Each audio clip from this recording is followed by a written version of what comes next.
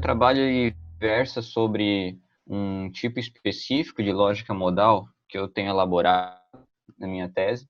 Eu quero falar um pouquinho sobre como está o desenvolvimento desse trabalho no capítulo 1 da minha tese,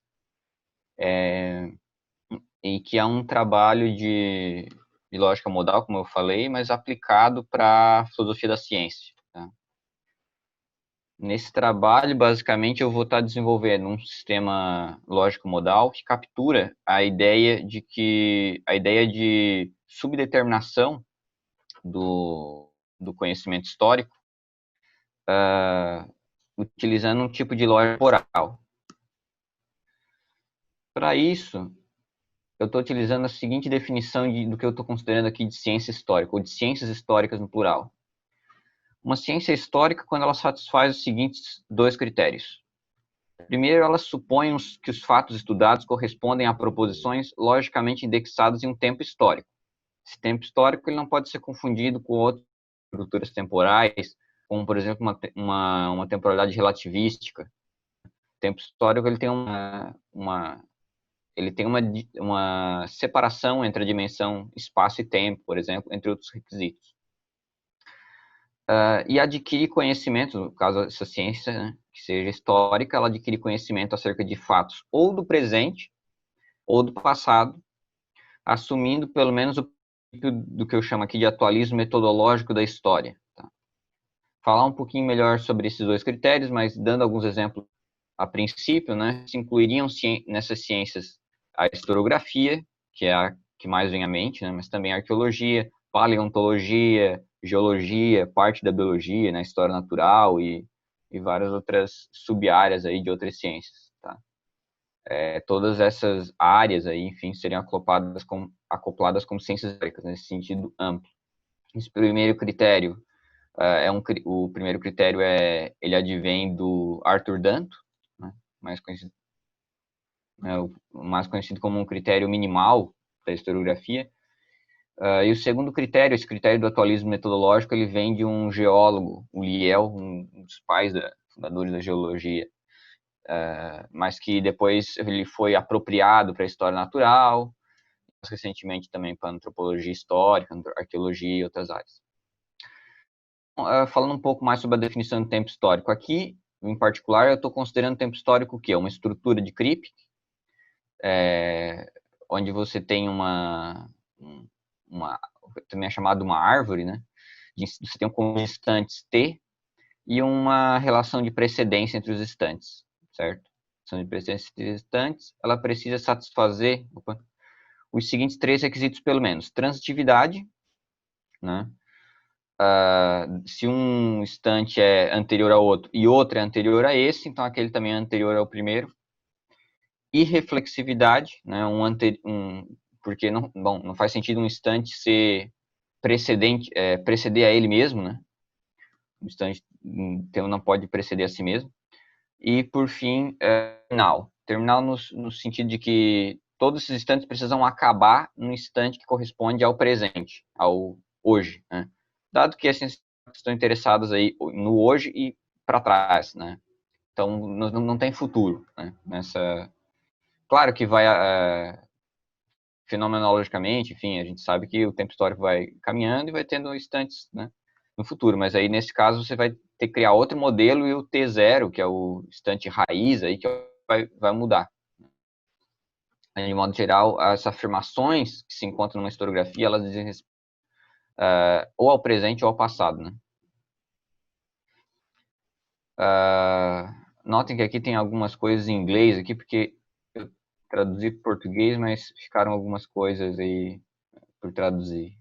Mas, enfim, aqui uma observação, né? Os três requisitos anteriores, né? Transitividade, reflexividade e terminalidade, precedência são os requisitos mínimos para se poder definir uma operação modal do que eu vou chamar aqui de consenso histórico, condizente com o atualismo metodológico da história. Qual seja, a ciência que assume o princípio epistêmico do atualismo metodológico da história, ela descreve fatos no tempo histórico. Que tempo histórico? Aquele definido logo acima. E esses fatos referidos são epistemicamente acessíveis por objetos presentes. Aqui faltou um trecho. Objetos presentes, objetos atuais, né? Então, o historiador ele só conhece objetos do passado, ou passado em geral, remetendo a objetos atuais, fontes históricas atuais, fragmentos, vestígios, testemunhos, ou mesmo analogias a objetos atuais, por meio dos quais ele consegue ter conhecimento sobre o que ocorreu, ou o que ocorre. Então, acontece que a gente sabe que essa sensibilidade epistêmica ao passado, ela é parcial, no sentido de que a gente não consegue, no mais das vezes, ter um conhecimento pleno do que ocorreu. A gente tem diferentes possibilidades do que pode ter ocorrido. Possibilidades essas que não são possibilidades meramente modais, no sentido, é uma possibilidade histórica que é uma possibilidade, por exemplo, lógica que Kant não tenha morrido. Mas essa não é uma possibilidade histórica, no sentido de que tudo leva a crer que existiu um Kant em tal século e ele morreu. Né? Então, não é uma mera possibilidade lógica, é uma possibilidade histórica. A gente está falando aqui que há diferentes, do que eu vou chamar de histórias prováveis. Né?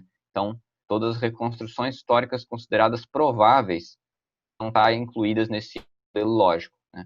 Ele precisa pressupor, portanto, ramificações para o passado. Não pode ser uma linha reta, devem ser vários ramos, cada ramo correspondendo a uma reconstrução provável, não é uma meramente possível, uma reconstrução provável da história real. Certo?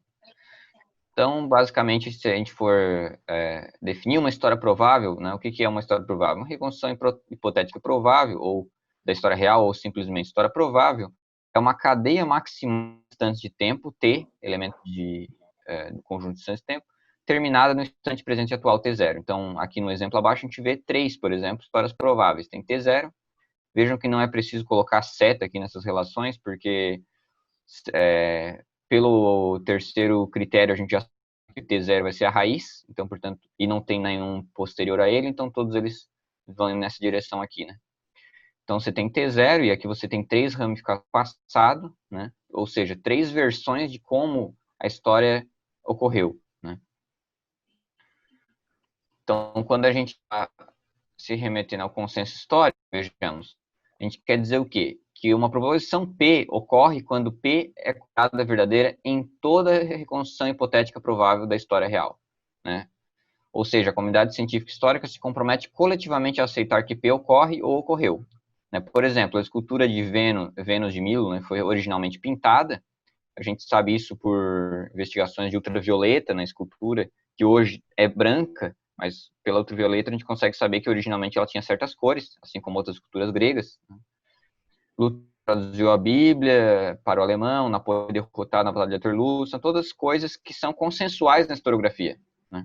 Tem coisas que os historiadores divergem entre si e, portanto, em ramos diferentes, aqui, se a gente for ver o exemplo anterior, né, a gente vai ter certas afirmações aqui que são verdadeiras aqui e são falsas aqui, mas tem coisas que são consensuais, ou seja, são verdadeiras em todos esses ramos aqui, né? Então, a gente precisa de uma linguagem para expressar isso dentro dessa estrutura. Linguagem básica para consensos históricos vai requerer o quê? Uma tripla, um modelo, né, vai se definir nessa tripla. A gente tem ali aquela estrutura já dada, né, que é do tempo histórico, mais uma valoração, que a valoração pode ser definida de várias formas, né? Uma delas é com essa bivaloração de verdadeiro e falso. A gente vai ter uma fórmula e certas modalidades, essas modalidades aqui são importantes, tá? Para conseguir, através delas, falar sobre consenso.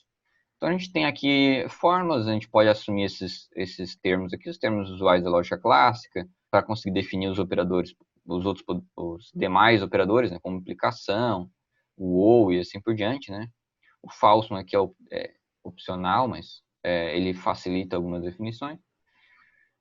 E os operadores de tempo. Então, no caso aqui, o foi o caso que fi, então foi o caso certa coisa ocorreu, e será o caso que certa coisa ocorreu. A partir deles eu posso definir os outros operadores temporais usuais, que é o H e o G. No caso aqui é o sempre foi o caso que fi, sempre foi o caso que fi. Desculpa, sempre foi o caso que fi, sempre será o caso que fi. Né? Então, nesse caso, se eu digo que foi o caso que fi, eu quero dizer que, pelo menos em um instante anterior, fi é verdadeiro. Se eu digo que sempre foi, então, em todos os instantes anteriores, portanto, em todos os ramos também, né? anteriores ali, φ vai ser verdadeiro. Agora tem outras modalidades aqui, que são modalidades aléticas, mais ou menos aléticas, né? São modalidades aléticas interpretadas à luz da lógica temporal, né? A primeira dupla aqui, em cima, são modalidades que na literatura se chamam de diodorianas, que remonta a Diodoro, né? E as de baixo são as chamadas modalidades aristotélicas ou aristotélico-megáricas. Pela modalidade de cima, ela basicamente é uma definição abreviativa dessa fórmula aqui. Quer dizer que ela é verdadeira agora e para sempre no passado. Ou verdadeira agora ou no passado, né? Então, a possibilidade temporal só para trás. Na verdade, me corrigindo, essa aqui não é uma modalidade contra-diodoriana, porque na verdade a modalidade diodoriana ela seria inversa a isso daqui, tá? Eu estou adaptando ela para o passado, mas seria inverso. No caso, no lugar do H teria o G aqui, no lugar do P teria o F. E a de baixo seria uma modalidade aristotélica. Basicamente, uma abreviação dessas expressões aqui. Necessário que φ significa φ é verdadeiro em todo momento do tempo. Agora, para trás, para frente. E possibilidade quer dizer ocorreu em alguma vez no tempo. Dá para a gente definir ainda, e ainda de forma abreviada, agora mais complexo aqui, um consenso histórico, só que uma operação binária, tá? Isso fica um pouco estranho, mas dá para a gente fazer assim. Uma operação binária, a gente vai ter que... Para fazer esse consenso histórico, o que a gente precisa? Veja bem, a gente precisa que φ seja verdadeiro ou agora no presente ou em algum ramo do passado. Só que nesse tipo de semântica aqui, a gente não está falando de ramo, a gente só tem instante de tempo.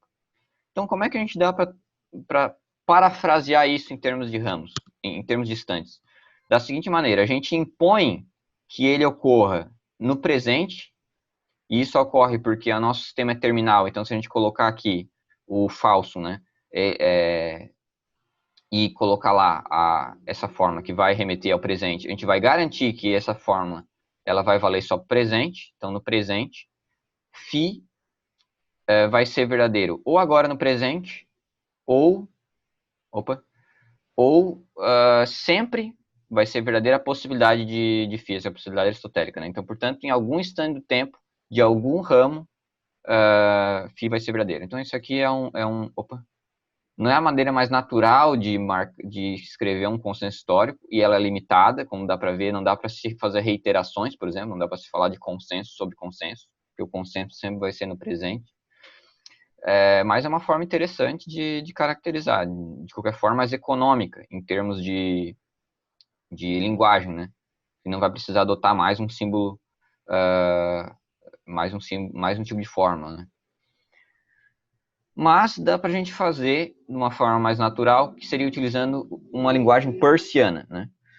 A gente tem um tipo de teoria de tempo, teoria de lógica de tempo, sistema lógico, que é o persiano, que permite ramificações do tempo para o futuro e falar em possibilidade e necessidade de sentenças com uma certa independência dos operadores temporais. No caso, que vocês percebam que na definição de forma inclui mais um operador, né? Exatamente no lugar desse operador tem o operador persiano, que é análogo, faz a mesma coisa, só que aqui ele está operando no passado, e na formação persiana ele opera para o futuro. Dá para definir esse consenso histórico nessa versão unária agora, e aí agora com um operador primitivo, né? De duas maneiras, ou de modo reflexivo, de modo a incluir o instante presente, né, que é esse de baixo, ou de modo não reflexivo, certo? De modo não reflexivo, eu estou dizendo assim, é um consenso histórico se ele foi verdadeiro em toda a interpretação do passado, portanto, em todo o ramo do passado, mas não inclui o presente. Se ele é verdadeiro agora no presente, é falso em todas as histórias do passado, todos os ramos do passado, então não há consenso sobre isso. Então dá para fazer das duas formas, e assim como dá para fazer duais desse P e do F tempo, dá para fazer duais também para o consenso histórico, que seria esse operador aqui. O operador aqui diz que uma proposição φ é considerada verdadeira na comunidade dos historiadores em pelo menos uma reconstrução histórica provável. Então, portanto, em pelo menos um ramo, não em todos, né? Não necessariamente em todos. Então, a gente pode montar lógicas de consensos históricos. Vitor, só a aba ali do Zoom tá cortando um pedacinho do teu slide. Só puder ocultar ela. Ah, tá aqui embaixo, verdade. Isso. Eu achava que Falta só tava... 5 minutos, tá? Tá bem. Então dá para a gente definir um sistema minimal aqui de lógica de consenso histórico da seguinte maneira. A gente vai adotar os axiomas normais que se tem, usuais que tem no sistema KT, o sistema minimal de sistema de tempo, de lógica do tempo, que são esses 4 operadores aqui, esses 4 axiomas aqui. Claro, as regras de inferência usuais, né? Regra de necessitação temporal, modus ponens, as definições abreviativas também, que não estão inclusas aqui, mas também contam. E a gente teria esses dois axiomas aqui, né? Esse daqui garante que o tempo seja terminal, e o de cima garante que seja transitivo, né? Com esse sistema a gente consegue provar correção, completude de maneira tradicional, sem grandes problemas, não são axiomas desconhecidos na literatura, são axiomas conhecidos na literatura, né? E a gente consegue, claro, no caso ele vai ser completo em relação à classe das estruturas transitivas terminais. Aí reflexividade aqui ela não pode ser expressa em termos de linguagem prioriana, aqui em linguagem temporal usual, mas ela também não inclui nenhuma fórmula nova válida no sistema. Tá? Então a gente pode fazer extensões desse sistema, extensões ao sistema KBH, como eu estou chamando, pode colocar outras axiomas, aqui eu vou citei apenas dois, um aqui que faz com que tenha conectividade histórica, ou seja, permita que não possa existir mais de uma árvore histórica, e outra que não permite, vamos supor que aqui é T0, não permite isso daqui, ó, não permite que depois do instante T haja outra ramificação, ou seja, só pode ter ramificação no primeiro momento, no primeiro instante de tempo, e depois, a partir dali, é linear. Enfim, outras coisas são possíveis fazer. Essa aqui é a forma sintática correspondente ao axioma que faz isso que eu acabei de explicar. Né? Então, alguns resultados interessantes que eu vou mostrar aqui por fim, já está acabando. Basicamente, a gente consegue provar por tableaus algumas relações entre esses operadores de consenso que é interessante. Né? A gente pode pensar, bom, mas o que esses operadores eles implicam, ou o que implica ter um consenso? Bom, se a gente tiver essa fórmula aqui, por exemplo, a gente consegue afirmar que há um consenso histórico sobre φ. Né? Se a gente conseguir verificar que sempre foi o caso que φ ou foi o caso que φ, então há um consenso sobre φ. Mas não vale a volta, né? Não vale a implicação no sentido contrário.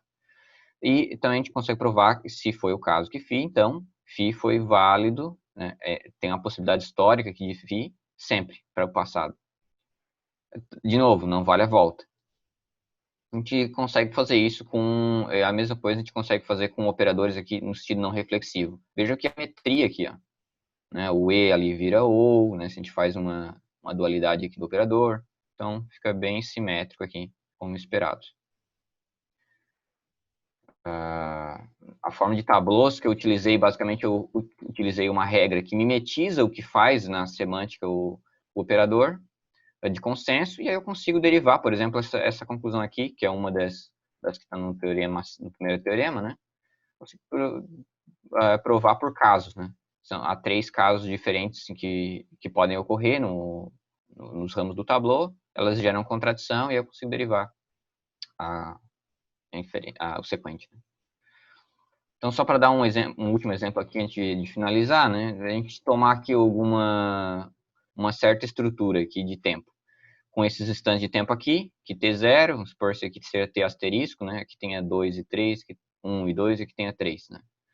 Aqui deveria ter colocado, enfim, as numerações. Então, nas histórias prováveis, eu botar aqui H1, H2, H3, né? Eu vou ter essas relações aqui de instantes, posso considerar algumas verdadeiras, outras falsas na interpretação, né? Eu consigo constatar aqui consensos e dissensos, né, históricos. Se esse aqui eu considerando que é o momento presente, vamos supor, se a gente estivesse falando, por exemplo, da Vênus de Milo, né? Que a Vênus de Milo, ela tem cores, né? Há um consenso sobre isso, então ele vai ser verdadeiro em todos, por exemplo, aqui o Q. O Q ele é verdadeiro aqui, ele é verdadeiro aqui, ele é verdadeiro aqui. Isso aqui é um ramo, ele não importa se ele não é verdadeiro lá, porque no ramo ele é verdadeiro. Portanto, a possibilidade aristotélica de Q é verdadeira. Então, eu posso afirmar que há um consenso histórico sobre Q em relação ao instante T0, para dar um exemplo. E há outros casos aqui que são dissensos, por exemplo, P. P é verdadeiro aqui, mas não é verdadeiro em outros casos. Então, há uma probabilidade histórica disso ocorrer, mas é só em um ramo. E há casos em que não é verdadeiro em nenhum ramo, portanto, na comunidade historiográfica não é considerado, não pode ser visto como um conhecimento histórico, nem do ponto de vista de uma versão provável. Não há nenhuma versão provável para o passado em que isso seja verdadeiro. Então, assim, dá para a gente caracterizar uma versão forte do conhecimento histórico e de uma versão fraca de conhecimento histórico. Basicamente, essa é a minha intenção nessa abordagem. Tenho outras pretensões no decorrer do meu trabalho, mas, por enquanto, é isso que eu estou fazendo no capítulo 1. Eu pretendo ainda adicionar adicionar uma dinamicidade nesse sistema que vai permitir revisar esse sistema, ou seja, coisas que eram consensos, coisas que eram dissensos tornarem consensos, por exemplo, tornando o sistema dinâmico, fazendo uma versão dinâmica dele, né? Mas, por enquanto, estou apresentando aqui apenas o modelo estático, como eu chamo assim, do consenso histórico. Tem algumas referências que eu utilizei para o trabalho, para caracterização do consenso, também da noção de tempo histórico, de ciência histórica e assim por diante. Seria... Obrigado, Vitor. Perguntas? Oi, Vitor. Obrigada pela apresentação. Não é minha área, né? Mas eu queria saber, você está já fazendo algum tipo de tradução de textos, assim, você faz tradução de linguagem natural para linguagem formal, não? Sim, sim, faço tradução. Se você tem sentenças, por exemplo, como essas que eu mencionei, né? Napoleão foi derrotado na Batalha de Waterloo, em termos de proposição, né? Então aqui eu vou dizer que foi o caso que P. P é a proposição, Napoleão é derrotado. Então, foi o caso, então foi o caso que P, né? Tomando esse exemplo, por exemplo. Então, sim, é claro que essas traduções são limitadas, né? Não dá para traduzir qualquer sentença do historiador, mas dá para traduzir vários tipos de sentenças, sentenças atômicas desse tipo, algumas sentenças binárias, sentenças narrativas, como são chamadas na literatura, também são interessantes.